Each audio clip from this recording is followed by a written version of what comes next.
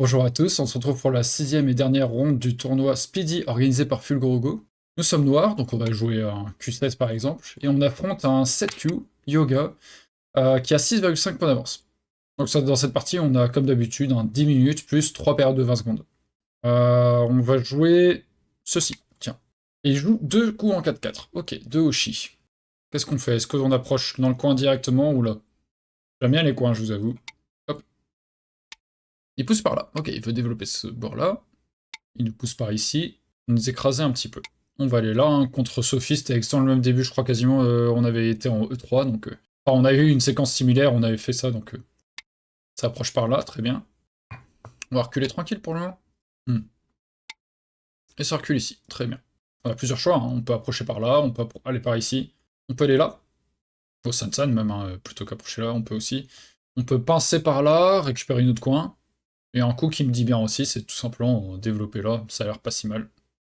Ouais, on va aller là. Chacun développe de son côté. Salut Normer.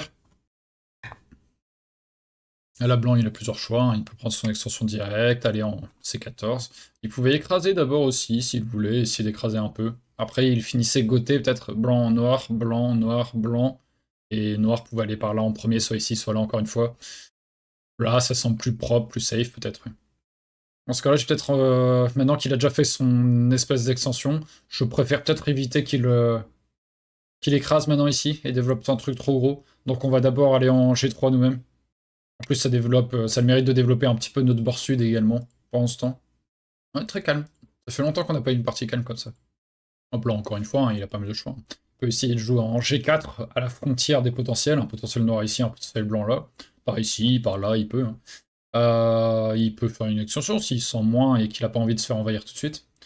Ou alors il peut, ben voilà, justement, plutôt faire l'invasion slash réduction, hein, en général invasion 3ème ligne, ou plus profond même, hein, des fois, et réduction 4ème, 5ème. Donc il envahit ici, sur ce bord-là, très bien. Il pouvait aller ici aussi, il y avait peut-être un peu plus de place?